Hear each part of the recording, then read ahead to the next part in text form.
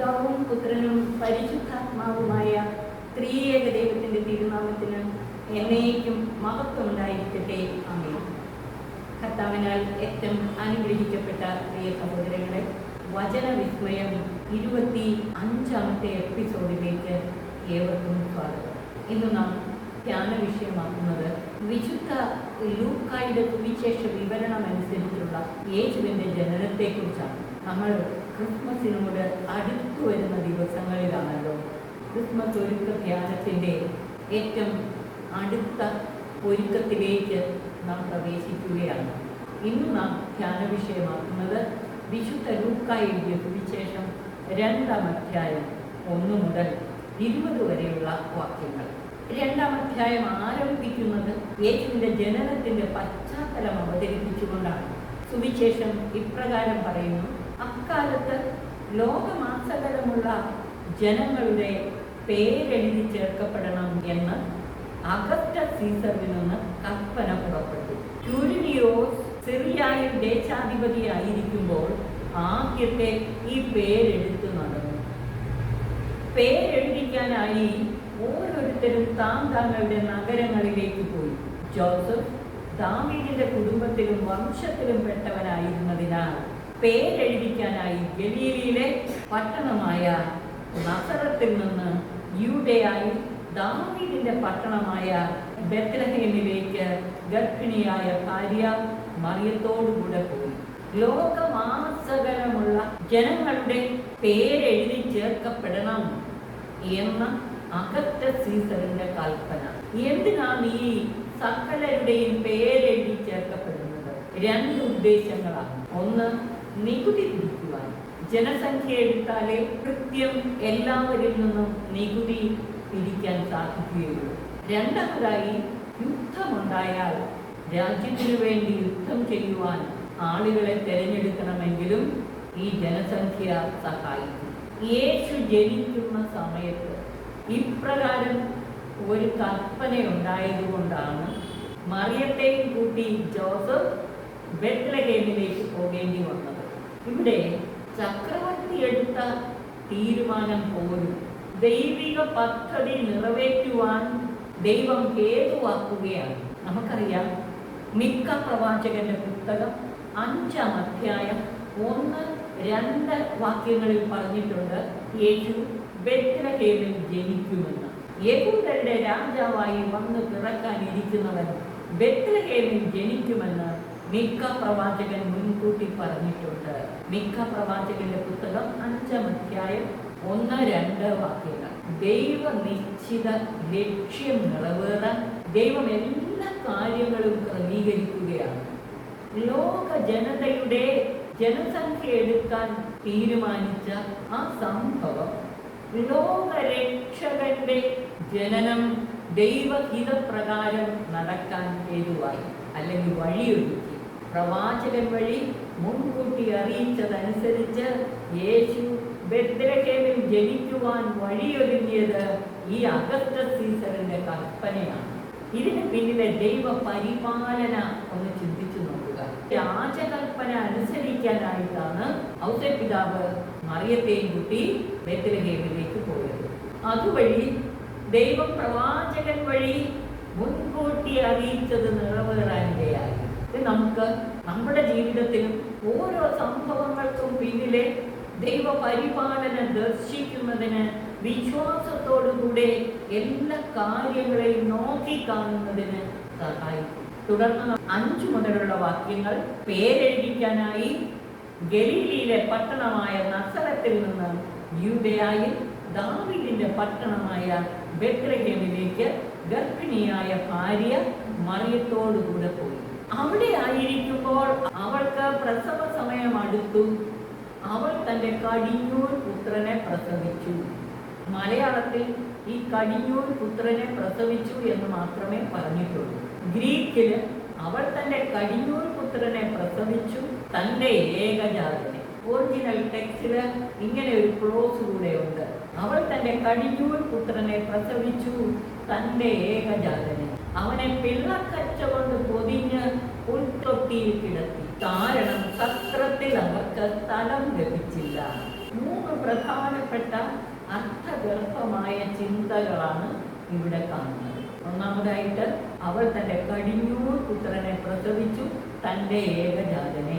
രണ്ടാമതായിട്ട്, അവനെ പിള്ളക്കച്ച കൊണ്ട് പൊതിഞ്ഞ പുൽത്തൊട്ടിയിൽ കിടത്തി. മൂന്നാമതായി, സത്രത്തിൽ അവർക്ക് സ്ഥലം ലഭിച്ചില്ല. ആദ്യം പറഞ്ഞതിന്റെ അർത്ഥം ഞാൻ പറഞ്ഞു. രണ്ടാമതായിട്ട്, പിള്ളക്കച്ച കൊണ്ട് പൊതിഞ്ഞ് പുൽത്തൊട്ടിയിൽ കിടത്തി. എന്നാണ് ഈ പിള്ളക്കച്ച? പഴംതുണി എന്നൊക്കെ പറയാറുണ്ട്. ശരിയല്ല. ബൈബിൾ പരിശോധിക്കുമ്പോൾ നമുക്കിതിന് അർത്ഥം ലഭിക്കും. ജ്ഞാനത്തിന്റെ പുസ്തകം 7-ാം അധ്യായം 4-5 വാക്യങ്ങളിൽ ഇപ്രകാരം പറയുന്നു: പിള്ളക്കച്ചയിൽ ശ്രദ്ധാപൂർവം ഞാൻ പരിചരിക്കപ്പെട്ടു.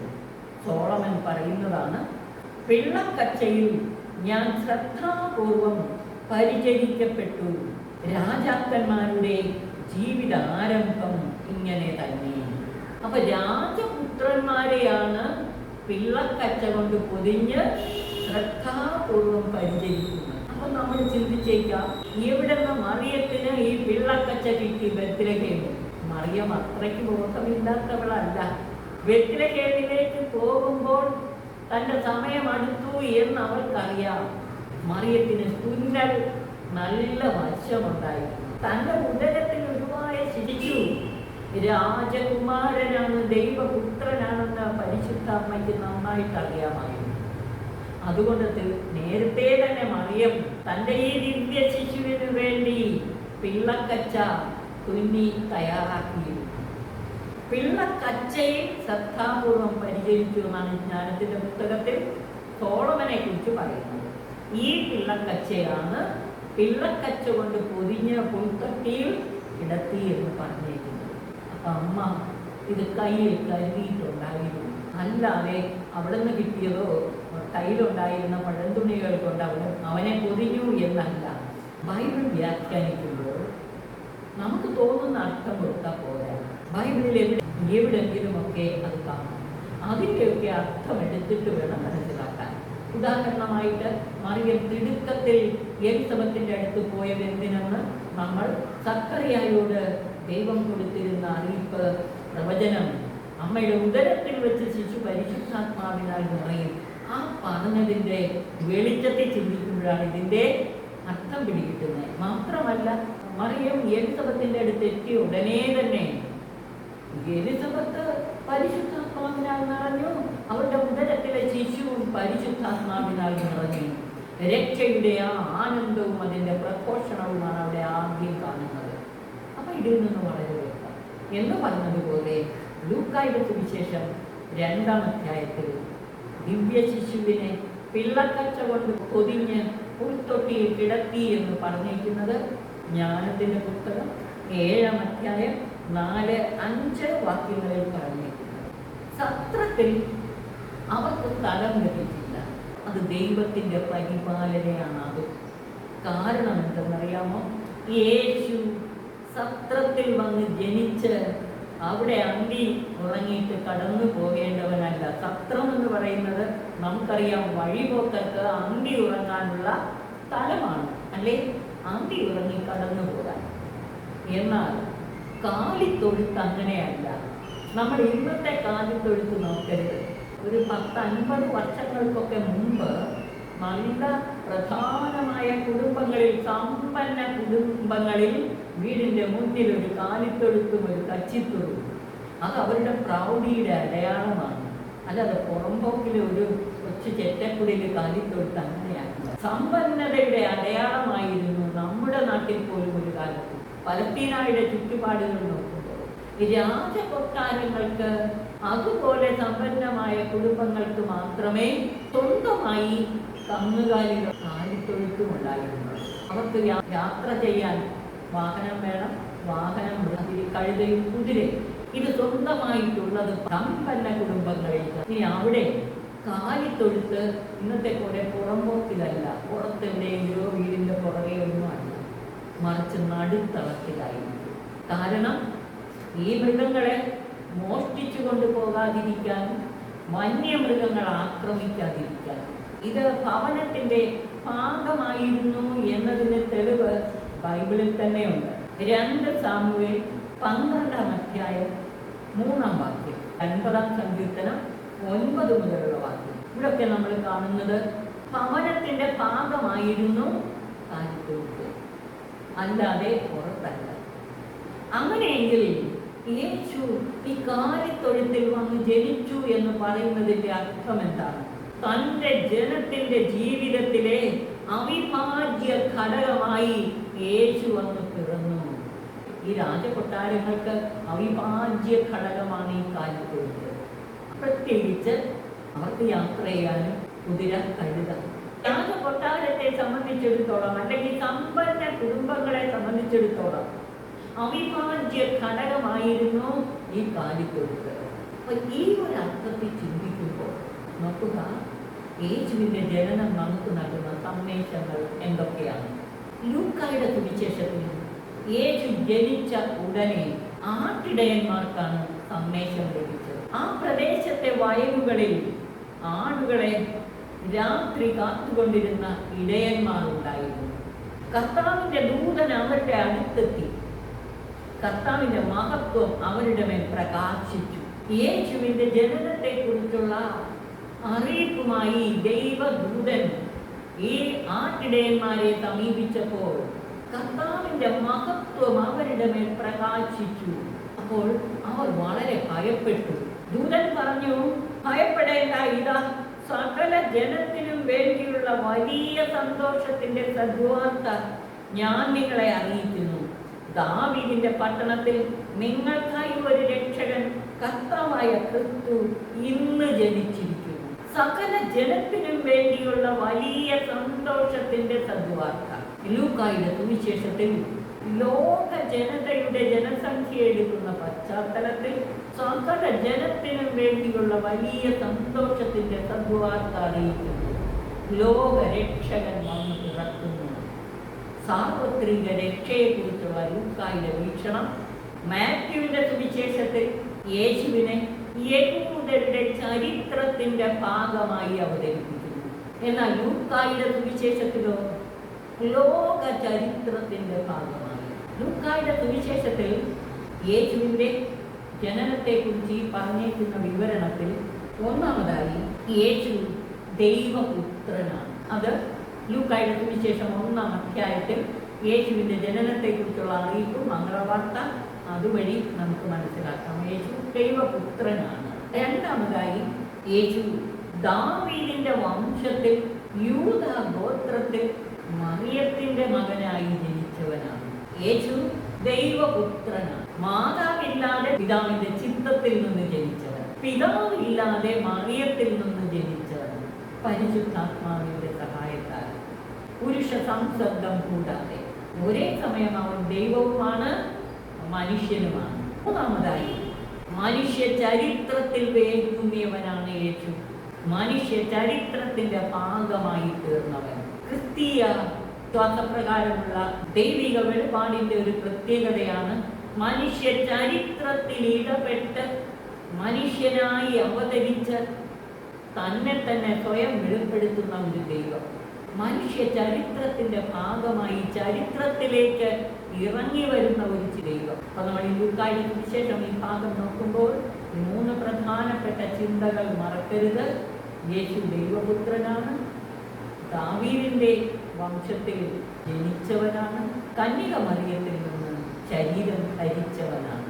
അവൻ മനുഷ്യ ചരിത്രത്തിന്റെ ഭാഗമായി തീർന്നു. പക്ഷെ മാത്യുവിന്റെ സുവിശേഷത്തിലേക്ക് പോകുമ്പോഴോ മറിയത്തിൽ നിന്ന് ജനിച്ചവനാണ്, ഔസപിതാവിന് അറിയിപ്പ് കൊടുത്തു, പരിശുദ്ധാത്മാവ് മുഖാന്തരമാണ് അവൾ ഗർഭം ധരിച്ചിരിക്കുന്നത്.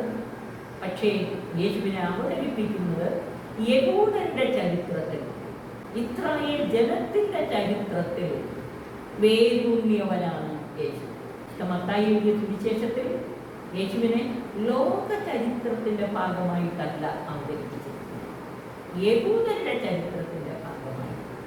ലൂക്കായുടെ സുവിശേഷത്തിൽ യേശുവിന്റെ ജനനം അറിയിക്കുന്നത് ആട്ടിടയന്മാരെ, അതായത് വയലുകളിൽ ആടുകളെ കാത്തുകൊണ്ട് കിടന്നിരുന്ന പാവപ്പെട്ട ആട്ടിടയന്മാരെ. ലൂക്കായുടെ സുവിശേഷത്തിൽ 23-ാം സങ്കീർത്തനത്തിന്റെ പ്രതിഫലനം നമുക്ക് കാണാം. കർത്താവ് എൻ്റെ ഇടയനാണ്, എനിക്കൊന്നിനും മുട്ടുണ്ടാവുകയില്ല. പച്ചയായ ഒരു തകിടിയിൽ അവിടുന്ന് എനിക്ക് വിശ്രമമരുളുന്നു. അതിവിടെ നിറവേറുകയാണ്. നമുക്കറിയാം, കാലിത്തൊഴുത്തിൽ പുൽത്തൊട്ടി മൃഗങ്ങൾക്ക് പുല്ലിട്ട് കൊടുക്കാനുള്ള, അല്ലെങ്കിൽ അതുപോലെ തീറ്റ ഇട്ട് കൊടുക്കാനുള്ള പാത്രമാണ്. ബെത്ലഹേമിനെ അപ്പത്തിന്റെ നാടെന്നാണ് പറയുന്നത്. നമുക്ക് അപ്പമായി തീരേണ്ടവൻ അപ്പത്തിന്റെ നാട്ടിൽ ജനിച്ചു, പുൽത്തൊട്ടിയിൽ കിടത്തി. മനുഷ്യ മക്കളെ പാപത്തിന്റെ അടിമകളായവരെ രക്ഷിക്കാൻ വന്ന ദൈവപുത്രനെ അവതരിപ്പിക്കുമ്പോൾ ഇതിനെന്തോ ഒരു അന്തരാർത്ഥമുണ്ടെന്ന് ചിന്തിക്കും. കർത്താവ് അജഗണത്തിന്റെ ഇടയൻ. ആ ഇടയന്റെ ജനനത്തെക്കുറിച്ച് അറിയിപ്പ് ലഭിക്കുന്നത് ആട്ടിടയന്മാർക്ക്. ആട്ടിടയന്മാരെ അറിയിപ്പ് കൊടുത്തപ്പോൾ അവർക്ക് കൊടുത്ത അടയാളം ഇതാണ്: ഇതായിരിക്കും നിങ്ങൾക്ക് അടയാളം, പിള്ളക്കച്ച കൊണ്ട് പൊതിഞ്ഞ് പുൽത്തൊട്ടിയിൽ കിടത്തിയിരിക്കുന്ന ഒരു ശിശുവിനെ നിങ്ങൾ കാണും. ഈ ജനന വാർത്ത, ദിവ്യ ശിശുവിന്റെ തിരു അവതാര വാർത്ത ആട്ടിടയന്മാർക്ക് ലഭിച്ച ഉടനെ സ്വർഗീയ സൈന്യത്തിന്റെ ഒരു വ്യൂഹം ആ ദൂതനോടുകൂടെ പ്രത്യക്ഷപ്പെട്ട് ദൈവത്തെ തുതിച്ചുകൊണ്ട് പറഞ്ഞു: അത്യുന്നതങ്ങളിൽ ദൈവത്തിന് മഹത്വം, ഭൂമിയിൽ ദൈവകൃപ ലഭിച്ചവർക്ക് സമാധാനം. 2:9 പറയുന്നു, കർത്താവിന്റെ ദൂതൻ അവരുടെ അടുത്തെത്തിയപ്പോൾ കർത്താവിന്റെ മഹത്വം അവരുടെ മേൽ പ്രകാശിച്ചു. ഇവിടെ അറിയിപ്പ് കഴിഞ്ഞ ഉടനെ ആ അറിയിച്ച ദൂതനോടൊപ്പം ഒരു സ്വർഗീയ വ്യൂഹം, ഒരു വലിയ സൈന്യം. അവർ ദൈവത്തെ തുതിച്ചുകൊണ്ട് പാടി: അത്യുന്നതങ്ങളിൽ ദൈവത്തിന് മഹത്വം, ഭൂമിയിൽ ദൈവകൃപ ലഭിച്ചവർക്ക് സമാധാനം. ദൂതന്മാർ അവരെ വിട്ട് സ്വർഗത്തിലേക്ക് പോയപ്പോൾ ആട്ടിടയന്മാർ പരസ്പരം പറഞ്ഞു: നമുക്ക് ബെത്ലഹേം വരെ പോകാം, കർത്താവ് നമ്മെ അറിയിച്ച ഈ സംഭവം നമുക്ക് കാണാം. അവർ അതിവേഗം പോയി മറിയത്തെയും ജോസഫിനെയും പുൽത്തൊട്ടിയിൽ കിടക്കുന്ന ശിശുവിനെയും കണ്ടു.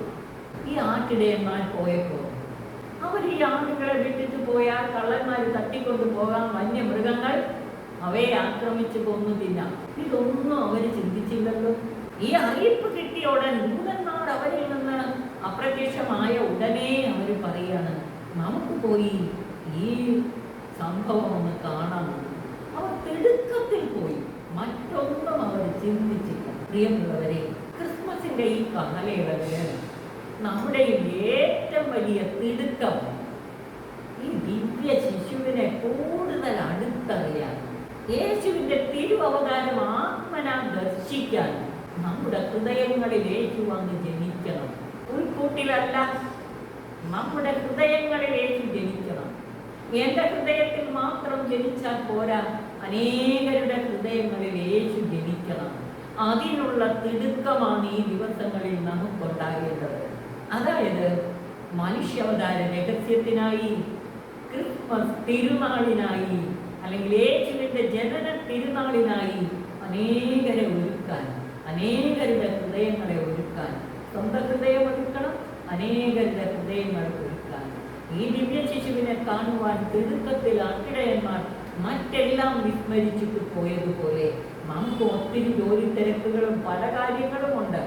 പക്ഷേ എങ്കിലും ഈ ദിവസങ്ങൾ ഈ ദിവ്യ ശിശുവിനെ കുറിച്ച് പറഞ്ഞിരിക്കുന്ന കാര്യങ്ങൾ ധ്യാനിക്കാൻ, അത് മനസ്സിലാക്കാൻ, ആത്മന ഈ അരൂപി മനുഷ്യാവതാര രഹസ്യത്തിന്റെ ചൈതന്യം ഉൾക്കൊള്ളാൻ, മനുഷ്യരോട് കൂടെയുള്ള ദൈവത്തിന്റെ ഈ സാന്നിധ്യത്തെ അനുഭവിച്ചറിയാൻ, നമ്മുടെ ഹൃദയങ്ങളിലേക്ക് അവിടുത്തെ സ്വീകരിക്കുവാൻ, അനേകരുടെ ഹൃദയങ്ങളെ യേശുവിന് ജനിക്കാനായി ഒരുക്കാൻ. ഉൾക്കൂടൊരുക്കിയാൽ പോരാ, മനുഷ്യ ഹൃദയങ്ങളെ യേശുവിന് വന്ന് ജനിക്കാനായി ഒരുക്കണം. ഈ ദിവ്യ രഹസ്യത്തെ അടുത്തറിയാനും അനേകർക്ക് ഈ അറിയിപ്പ് കൊടുക്കാനും അവരുടെ ഹൃദയങ്ങളിൽ യേശുവിന് ജനിക്കുവാനുള്ള ഇടമൊരുക്കാനും നമ്മൾ നമ്മോട് തന്നെ ഒരു ചോദ്യം ചോദിക്കണം. യേശുവിന്റെ ജനന സമയത്ത് ഈ ദിവ്യ ശിശുവിന് ജന്മം കൊടുക്കാൻ ഒരിടത്തും അവർക്ക് ഇടം കിട്ടിയില്ല, പത്രത്തിലും അവർക്ക് ഇടം കിട്ടിയില്ല എന്ന് സുവിശേഷം എടുത്തു പറയുന്നു.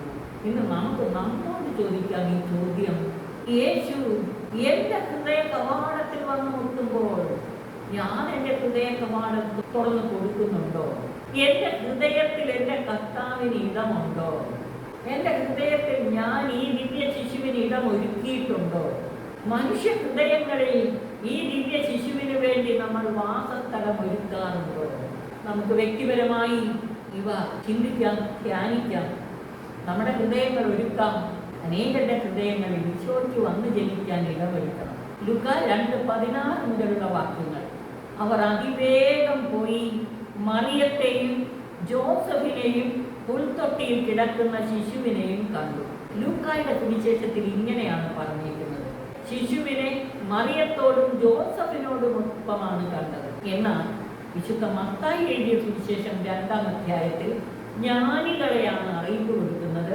ജ്ഞാനികൾ വന്ന് യേശുവിനെ ദർശിക്കുമ്പോൾ അവിടെ പറഞ്ഞിരിക്കുന്നത് മറിയത്തോടുകൂടെ അവർ ദിവ്യ ശിശുവിനെ കണ്ടു. ലൂക്ക യേശുവിനെ അവതരിപ്പിക്കുന്ന തിരുകുടുംബത്തിലെ ദിവ്യ ശിശുവായി. മാത്യു മറിയത്തോടൊപ്പം ദിവ്യ ശിശുവിനെ അവതരിപ്പിക്കുന്നു. ഈ ആട്ടിടയന്മാർ യേശുവിനെ ചെന്ന് കണ്ടു. കണ്ടിട്ട് നേരെ ആളുകളുടെ അടുത്തേക്ക് ഓടുകയായിരുന്നു.